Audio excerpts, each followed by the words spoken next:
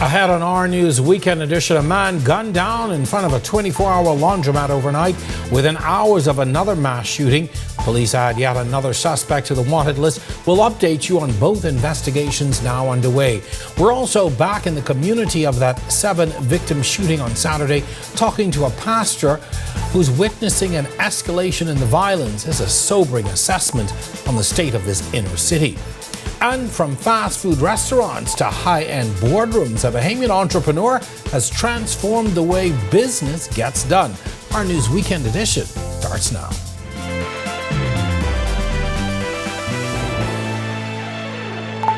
This is Our News Weekend. Thank you so much for tuning in. I'm Jerome Sawyer in for Megan Shepherd tonight. Well, we begin with details of yet another bold and bloody murder by shooting in front of a 24-hour laundromat. Police had barely cleared the scene of a 7-person mass shooting Saturday before they were called to the scene of yet another murder last night. This weekend of shootings and bloodshed continued Saturday night with a fatal shooting in front of Superwash on Nassau Street. Police telling reporters they responded to gunshots after 11 last night. They arrived to a lifeless victim with wounds lying on the ground. He was pronounced dead on the scene. Chief Superintendent Sharia King providing these details and a plea for information on that scene last night. As they walked through their vehicle, a sole male suspect opened fire on the victim, fatally wounding him.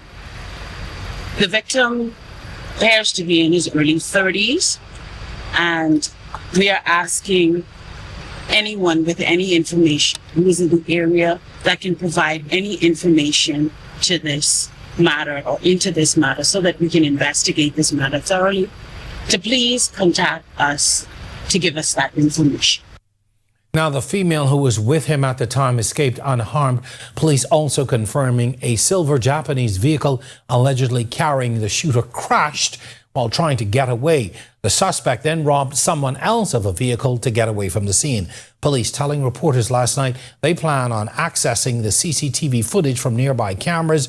With this second shooting only hours after the first one, the authorities were asked about any possible connections. And it would be too early in the investigation to say that, but obviously if that is the case, we will bring that information to the top. But at this present time, no, we cannot say that.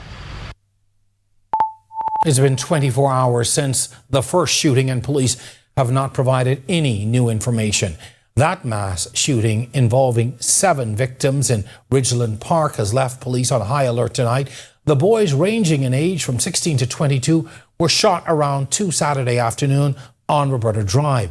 2 males died on the scene. Our News can identify the victims as 18-year-old Eldon Luis and 20-year-old Macintosh Centil.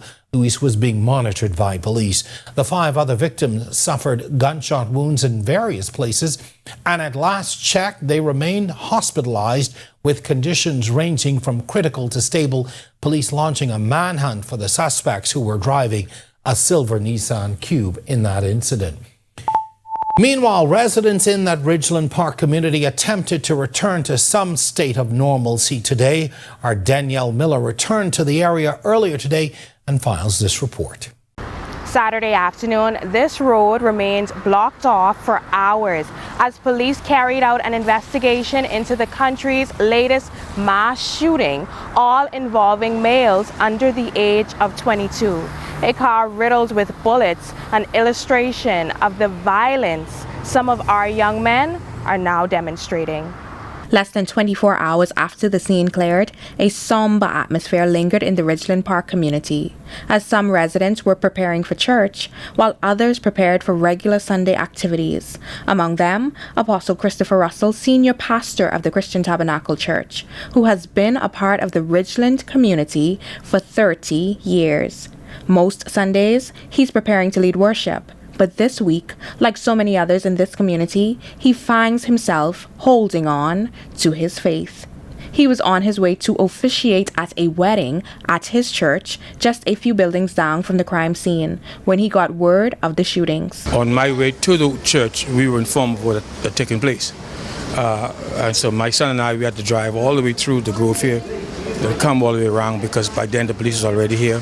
Apostle Russell says the area has always had challenges, but he sees more and more examples of the escalating violence. And it goes back for a number of years.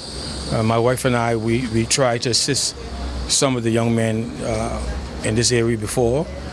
Some of them had, right next to the church, had a car cleaning station. We bought them stuff for their car cleaning station.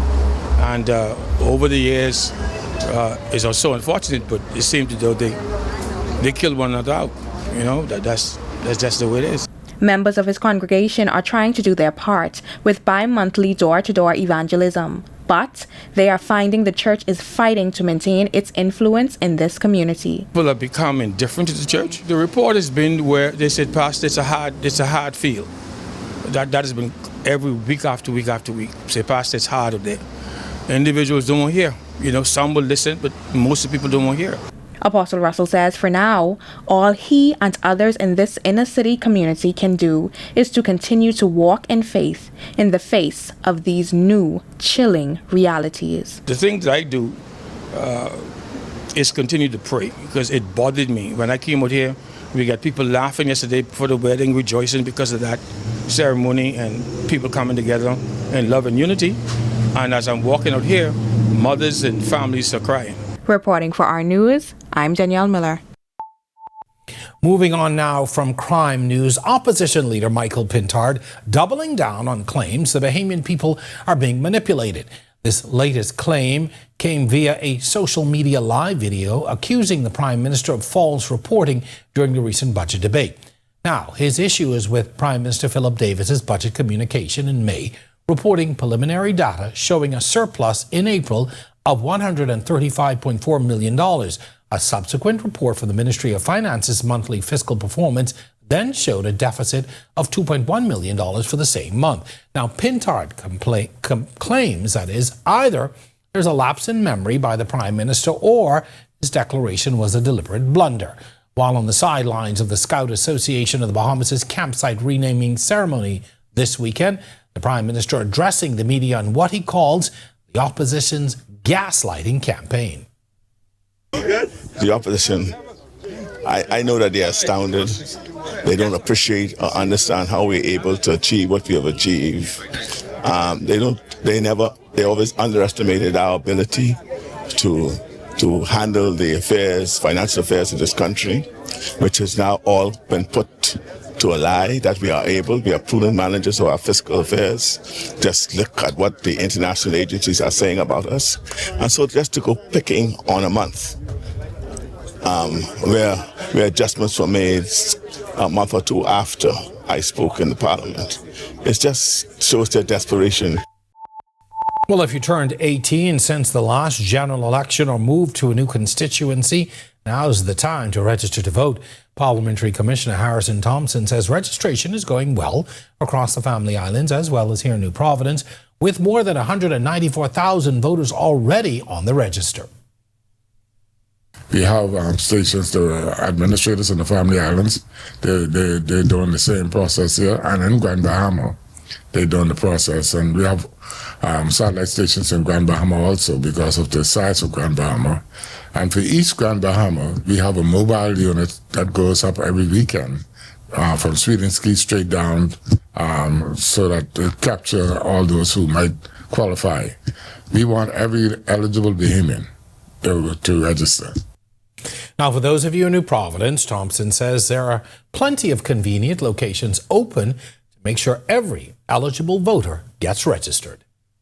With the satellite stations that we're using now in New Providence, the post office at Cable Beach, South Beach, Elizabeth Estate, okay, and we have also the Foxhill Community Center and the Carmichael Post Office. And you could also come here at the ministry, the department to register. And then we have the malls, the Town Center Mall and the Marathon Mall. And registration hours is from 10 to 4 and from 5 to 8 in the evenings. So we try to capture everyone. While some homeowners are cashing in on short-term rentals, the government isn't seeing its share. A new inland revenue report shows only a small fraction are paying what's owed, and now officials are cracking down. Our Delvado Emmanuel has the latest as the department urges all operators to register. Airbnb, VRBO, you name it. Short-term rentals are booming in the Bahamas, but the Department of Inland Revenue says too many property owners aren't registered. While addressing reporters at the weekly press briefing at the Office of the Prime Minister, Controller of Inland Revenue Shunda Strawn, revealing there are more than 20,000 short-term vacation properties operating across the Bahamas, but only a fraction are properly registered on the department's online portal. Only about 20% of them are really registered on the short-term vacation portal. It should be 100%. Only 20% registered on the short-term vacation portal right now. And only 15% that should be paying VAT are registered for VAT. And that is a concern. The department has engaged foreign agencies to comb through websites to catch those non-compliant. Officials say the crackdown is about creating a level playing field and making sure the government can support the industry with grants, incentives, and accurate data. For example, if the government is going to give grants to persons in that arena, I'm sure you will be mindful, or you're aware that several, maybe months ago now, the government gave grants to persons who have short-term properties on the family islands, and that. The department says there are two kinds of registration, one for information and the other for VAT. And while all property owners must sign up, not every Bahamian has to pay the tax.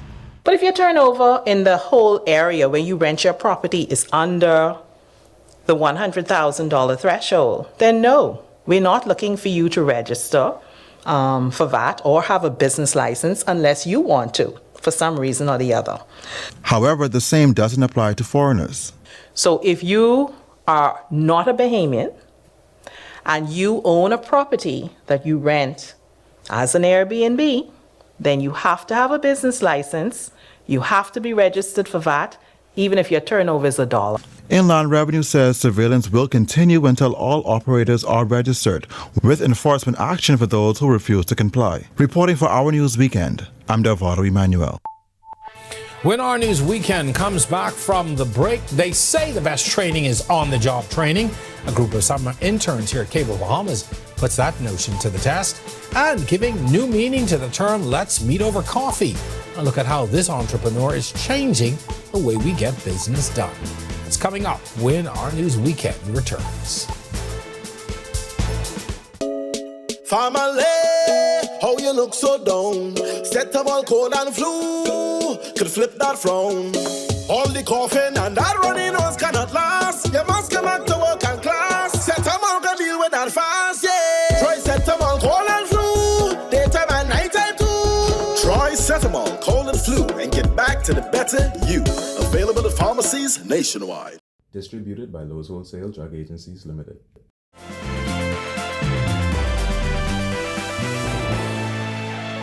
Well, summer is just about winding down, and that means the end of summer camps and summer intern programs.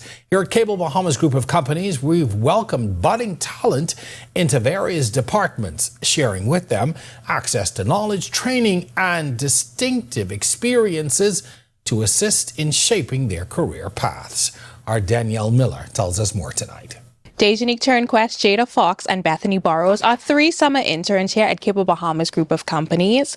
They told me when they entered the program 6 weeks ago, they had no idea what they were walking into, but now they've gained experiences that have left an indelible mark on their professional lives. My standout experience would have to be attending a IRCA meeting. When I got to sit in on one of the board meetings that we had as the information security team, I felt that it was really collaborative. I've attended conferences like Canto, where I was able to get insight into the telecoms world in the Caribbean. The summer interns told me these unique opportunities, paired with the in-house training they received, helped to expand their perspective on the telecommunications field. Before, I would have never seen myself participating in telecommunications law because it's something that I wasn't used to, and it's something I didn't really even think was available in the study of law. But now that I was given that opportunity, I could see myself being really interested in it. When you go into jobs, there's more than just sitting in the office. doing work like based on what you're hired to do, but there's more outside stuff that you can be involved in. Like, I was able to pick up a lot of information because the panel speakers at Canto were from all parts of the Caribbean, and they spoke about different perspectives that we here may not be able to relate to when it comes to the telecoms world. I learned that a lot of things have a necessity for collaboration. You would think that certain departments only need to talk within their bounds, but I think I've learned that any organization needs a serious level of trust and communication. And within the grand scheme of everything, they say it is the company's culture that stood out the most. While it is professional, I feel like it's very family-like. It's like familial in that sense. Everybody's really nice to each other, from what I've seen, there's a lot of care amongst the people towards each other. Bahamas truly prepares you for the work, whether it be providing you with training. I will also say that they make sure you are equipped with essential things needed to work at Bahamas. For example, when I came, they immediately gave me a laptop. Everyone is very inviting and nurturing. Even though I'm just a legal intern, I really felt like I was a part of the team. Reporting for Our News, I'm Danielle Miller. From fast food restaurants to high-end boardrooms, a Bahamian entrepreneur has transformed the way business gets done in Nassau. Our News anchor, Candido Knowles, shows us the space that's turning heads and has filled up faster than expected. In Nassau, some business deals are made in some pretty unusual places, from upstairs at Wendy's in times past to several local coffee shops. But this Bahamian entrepreneur saw it as a gap in the market, just waiting to be filled. I remember years ago, I keep telling the story, I remember when we used to meet at Wendy's, right, downtown upstairs, right? And then we started to meet at Starbucks. Yes, you remember that? Man, we used to have the biggest corporate meetings in Wendy's, right? And then Starbucks. Don't even know Wendy's. Exactly, right? That was then. And now Levin Wilson runs a 25,000 square foot business hub at One West Plaza called Access Co-work Suites, with the kind of amenities that make coffee shop meetings a thing of the past. We have about 65 10 by 10 suites. Those are the dedicated suites. We also have about 4 private suites that are a lot bigger. This is for more corporate clients who may need to work with a bigger team. From smaller private suites to large boardrooms, a cafe, and event space, Wilson says every square foot is designed to serve professionals of all kinds. We have IHOP, that their corporate headquarters is here. We have Ministry of Health, one of their department works out of here. We have a diverse mix of real estate companies that work from Access. We have professionals in terms of, we have a few lawyers that work here. We have an accountant. We also have an insurance agency. And the demand is booming. When Wilson opened last January, he expected to fill the building in 2 years, but his co-work suite hit capacity much sooner. So we are at 100% capacity. We're very excited about that. Our wrap-up period, we expected to hit that occupancy at 2 years. We were able to do it in the first year. As for that demand, a signal, he says, from a budding economy and thriving entrepreneurs just waiting to or are already tapping into it. And with the waiting list now growing, Wilson says expansion isn't a matter of if, but when. Reporting for Our News, I'm Candido Knowles. And still to come on Our News Weekend, the Scouts headquarters is renamed, and one of the country's most famous Scouts does the honors. The Bahamas wins another match in the Davis Cup playoffs, and we bring you the latest updates from the Diamond. Our Sports Weekend is up next. Grand Bahama is home to a unique economic arrangement, with that arrangement between government and the Grand Bahama Port Authority under scrutiny as tensions persist. It's not our direct responsibility to carry out these other things that people think we should be doing. We need this to be dealt with quicker than quicker and sooner than sooner. I have a vision for Grand Bahama, and my vision is actually bigger than my grandfather's ever was. Watch City in Focus, the story of Freeport with Italia Hall, starting August 7th, only on RTV.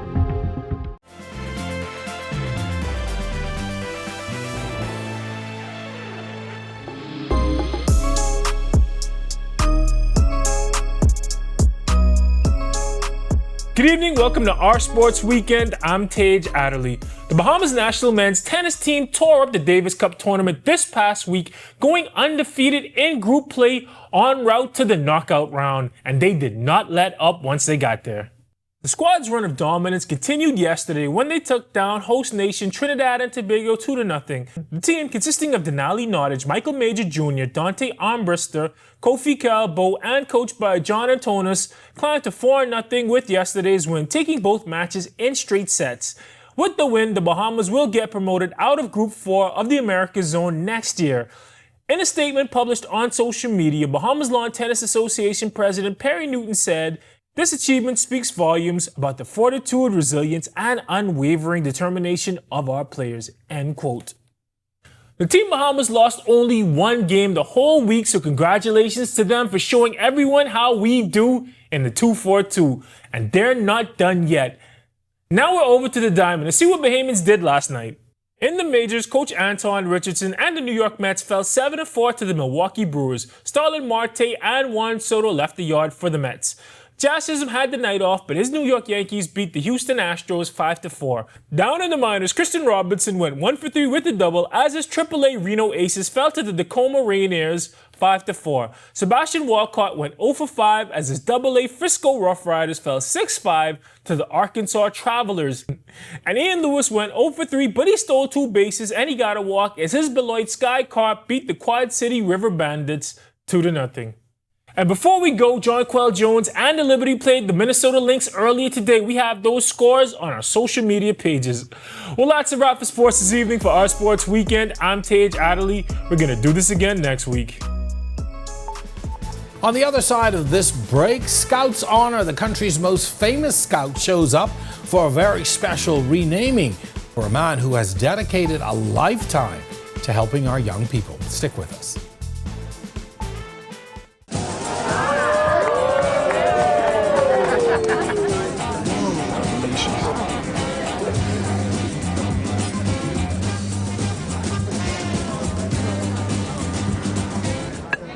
Diet-friendly special.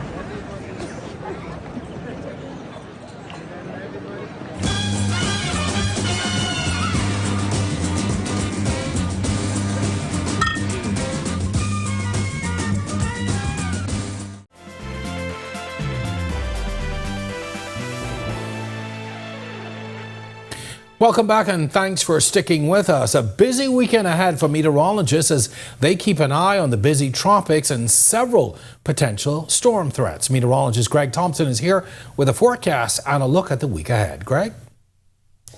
Yeah, thanks, Jerome, and a happy Sunday evening, everybody. A warm evening on the outside, temperatures in the mid-80s. What a difference a day makes, eh?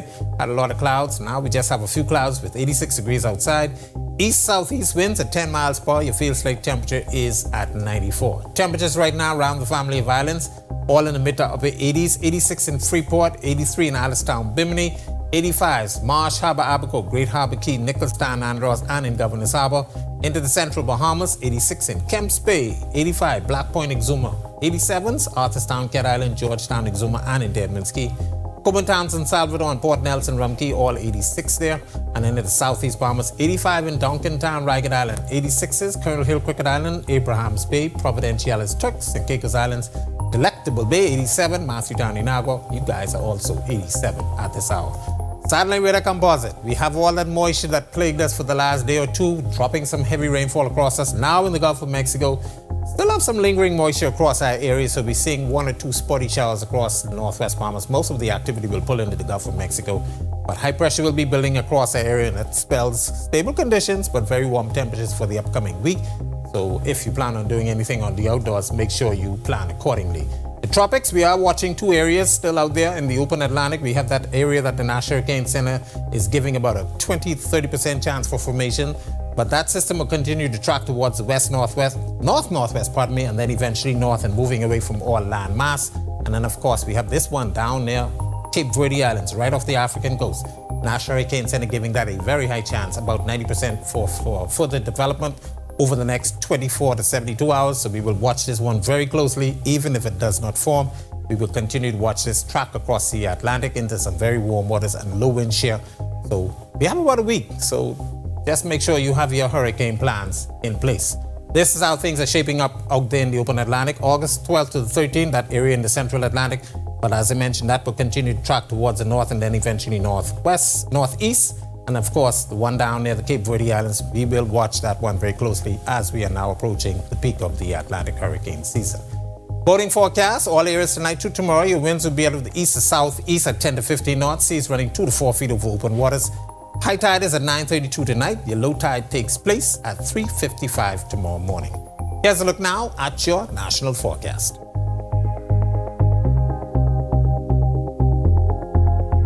In the extended forecast, spotty showers in the forecast tomorrow, Monday, and then we taper off. Very warm temperatures. We're getting into the low to mid 90s.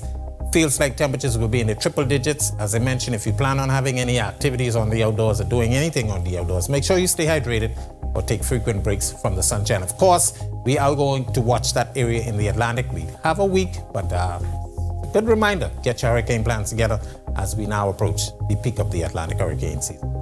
That's a look at our weather. Make it a safe night. I will have a great week upcoming, everybody.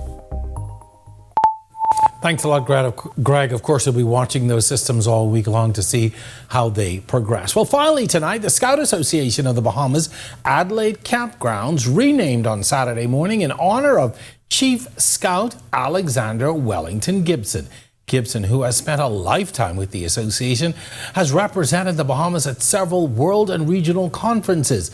The official unveiling ceremony was attended by dozens of guests, association officers, prestigious members, and former members of the Scout Association, including our very own Prime Minister, Philip Davis. That's right. Davis delivered remarks at the unveiling, acknowledging Gibson as one of his mentors while sharing some personal moments of reflection.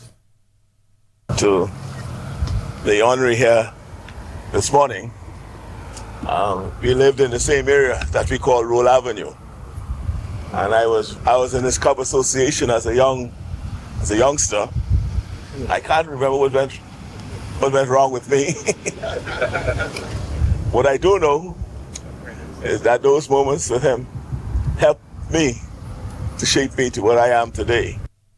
Well, Alexander Gibson was extremely grateful for the unexpected tribute.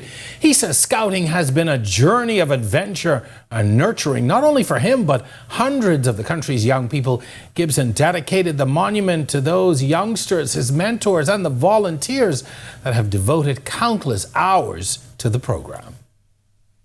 I accept this honor with the same spirit that scouting instilled in me, one of humanity, duty, and a deep love for the outdoors and community. All right, what a great way to end the newscast tonight.